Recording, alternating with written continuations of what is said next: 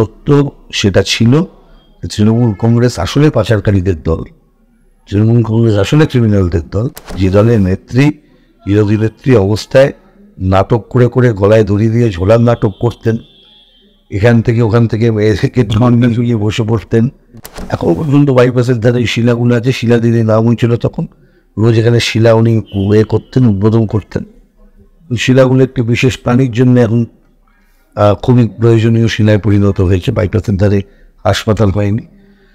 ঠিক তেমন এই বিষয় থেকেও মানুষই রাস্তা তৈরি করে দেন।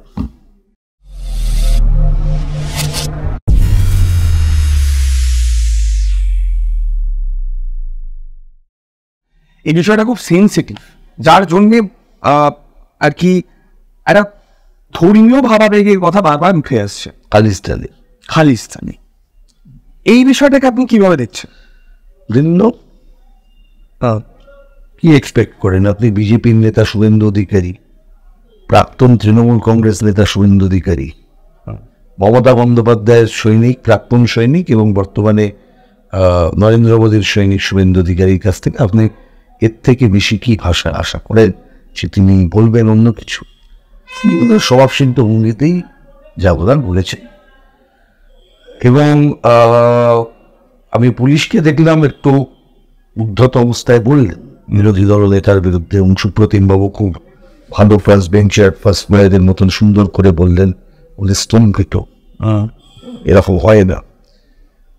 শুনে আমার মনে হচ্ছিল উর্দি খুলে পাঞ্জাবি বাজাওয়ার পরে উনি যদি তৃণমূল ভবনে বসতেন তাহলে ভালো লাগতো। যেমন শুভেন্দু অধিকারীকে দেখে মনে হচ্ছিল এই বিরোধী দল নেতা না হয়ে যদি উনি ওই সরাসরি নেমে বসতেন এইসব খেউ করতে তাহলে ভালো হতো। কেউ কারোর পদের কোনো মর্যাদা রাখছেন না। মাঝখান থেকে এই যে ভদ্রলোক যিনি অপমানিত হলেন, তিনি কেন অপমানিত হলেন তিনি বলেছেন, আর বিভান্স আছে। ওই খেমেই এরকম করে মিডিয়ার সামনে ব্যাপারটা না করে তিনি যদি আইনি পদক্ষেপটা সত্যি নিতেন তাহলে ভালো হতো। আর মমতা ব্যানার্জি সরকারকে একটাই কথা, জসপ্রীত সিং এর জন্য কি করেছেন আমি জানি না, শুভেন্দুবাবুর বিরুদ্ধে কোনো ব্যবস্থা এতদিনে নেওয়া হলো কিনা জানি না, কিন্তু মানুষকে রিমাইন্ড করাবো যে এই মন্ত্রিসভারই একজন সদস্য বীরবাহা হাঁসদা, সেই বীরবাহা হাঁসদাকে শুভেন্দু অধিকারী বলেছিলেন জুতো দিয়ে পেটানো উচিত। আর এই মন্তব্যের পর মমতা ব্যানার্জির সরকার একটা ব্যবস্থাও নেন। নিজে মমতা ব্যানার্জির সরকার শুভেন্দুবাবুর গাড়ি যদি একটু রাশ ড্রাইভিং হয় তাহলেও কিন্তু তার বিরুদ্ধে মামলা দিয়ে কোর্টে পাঠায়। সেই মমতা ব্যানার্জির সরকার ওই কোনটাই মিউনিসিপ্যালিটিতে এদিক ওদিক কিছু 1 টাকা 2 টাকার কোনো সমস্যা হলেও শুভেন্দুবাবুকে কোর্টে তোলে।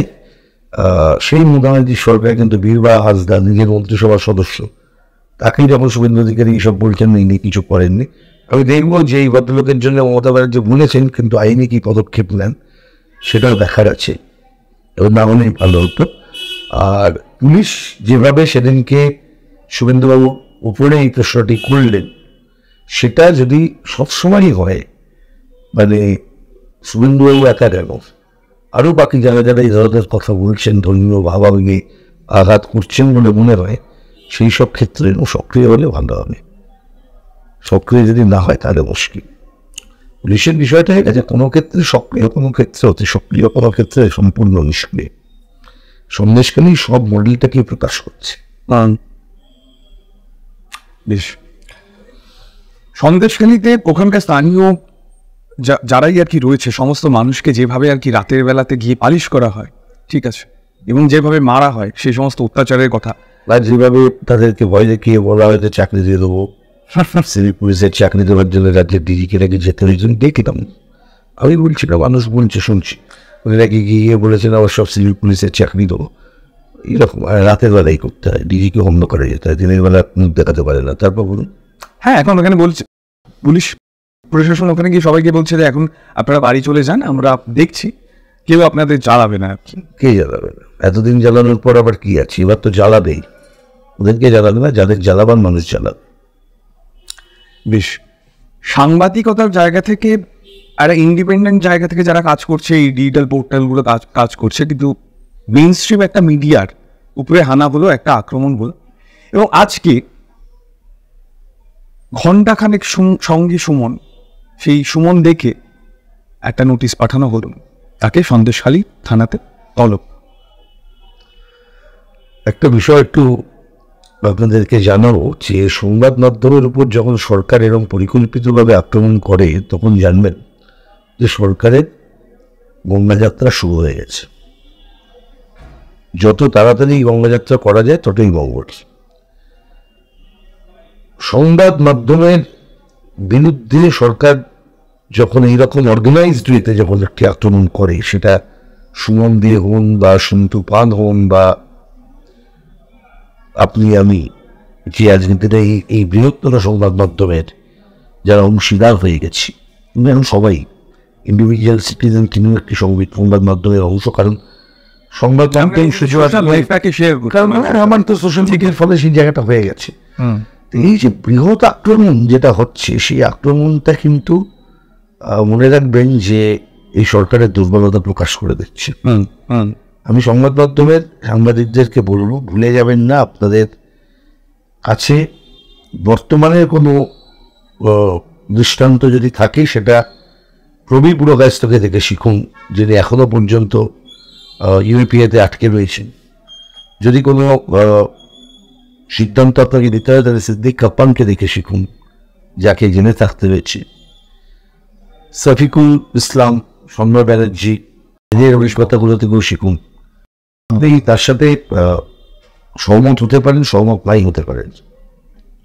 আমি রিপাবলিকের সন্তুপারের সাথে এটা যে হয়েছে, এটা যদি জাগো বাংলার একটি সাংবাদিকের সাথেও যদি অন্য কোনো আমলে এই ঘটনা ঘটে, আমি তার প্রতিবাদ করবো। কারণ এটা মনে রাখবেন, সাংবাদিকতার পেশারটা হচ্ছে কিন্তু সত্যতা তুলে ধরা, তার কিন্তু অন্য কোনো ডিউটি নেই। আমি যখন আইনজীবী সত্ত্বায় আমি যখন কাজ করি, তখন যেমন আমার অন্য কোনো ডিউটি নেই এক্সেপ্ট আমার মক্কেলের কেস কি অ্যাকর্ডিংস উইথ ল কোর্টের সামনে বলা ছাড়া আমি অন্য কিছু দ্বারা ইনফ্লুয়েন্সড হবো না। ঠিক তেমনি একজন সাংবাদিকের কাজ হচ্ছে সত্যতাকে তুলে ধরা। তো এই সত্যকে তুলে ধরার কাজটা করতে গিয়ে যারাই আক্রান্ত হবেন, তাদের কাছে এই সাম্প্রতিককালের যে উদাহরণগুলো আমি দিলাম, এরা সবাই কিন্তু কিছুটা লাইট তো দেবেন। পথে কীভাবে চলতে হয়, পথটা যে কোনো স্মুথ নয়, মসৃণ নয়, এই পথে আক্রান্ত হতে হয় বারবার করে। আর আজকের দিনে দাঁড়িয়ে তো সেই আক্রমণ হয়ে যাচ্ছে, যে আক্রমণ গোটা দেশ জুড়ে বিজেপি করছে, সেই আক্রমণ পশ্চিমবঙ্গের তৃণমূল করছে। তো জন্মলগ্ন থেকে এই সরকারগুলোর কাজ। বেশ, তাহলে লড়াই চলবে পথে, আক্রান্ত হতে হবে। আক্রান্ত হওয়াটা তো স্বাভাবিক, আক্রান্ত হওয়া ছাড়া তো লড়াই শেষ হবে না। কোনোদিন কেউ কারোর ক্ষমতা কি আক্রমণ না করে ফেরত দিয়ে দিয়েছে? ঠিক। হ্যাঁ, জনগণের ক্ষমতা দখল করে ক্রিমিনাল দিদি রয়েছে। তা ক্রিমিনাল দিদিকে যখন নামাতে হবে, তো জনগণ নামাবে। কীভাবে নামাতে হবে সেটা যে কোনো পথেই হতে পারে, পথটা তো মানুষই ঠিক করে দেবেন। হয় সেটা সন্দেশকারী মডেলে হবে, ঝেঁটা জুতো এই সমস্ত নিয়ে, নয় সেটা অন্য মডেলে হবে, ওই আমাদের মুর্শিদাবাদের সাগরদিঘি মডেল। বাইরেনকে কিনে কি সাগরদিঘি মডেল আটকানো যায়? যায় না। সত্য নিজেকে প্রতিষ্ঠিত করবে, আজ না হয় কাল। সত্য সেটা ছিল, তৃণমূল কংগ্রেস আসলে পাচারকারীদের দল, তৃণমূল কংগ্রেস আসলে ক্রিমিনালদের দল। সেদিনও ছিল, আজও আছে, ভবিষ্যতেও থাকবে। যে দলের নেত্রী, বিরোধী নেত্রী অবস্থায় নাটক করে করে গলায় দড়ি দিয়ে ঝোলার নাটক করতেন, এখান থেকে ওখান থেকে মেয়েদেরকে ধর্মে ঝুলিয়ে বসে পড়তেন। হ্যাঁ, যে দলের নেত্রী দিনের পর দিন মানুষকে বোকা বানিয়েছেন, মিথ্যে প্রতিশ্রুতি দিয়েছেন। এখন পর্যন্ত বাইপাসের ধারে শিলাগুলো আছে, শিলা দিদি নাম হয়েছিল তখন, রোজ এখানে শিলা উনি করতেন, উদ্বোধন করতেন। শিলাগুলো একটি বিশেষ প্রাণীর জন্য এখন খুবই প্রয়োজনীয় শিলায় পরিণত হয়েছে, বাইপাসের ধারে হাসপাতাল হয়নি। ঠিক তেমনই এই বিষয় থেকেও মানুষই রাস্তা তৈরি করে দেন। বেশ, মানুষই রাস্তা তৈরি করবে, কথা হচ্ছিল সব্যসাচী চ্যাটার্জির সাথে। অনেক ধন্যবাদ সব্যসাচীদা। Thank you. দেখা যাক কি হয়, পথে তো সকলেই আছি আমরা, পথে উত্তর দিতে হবে।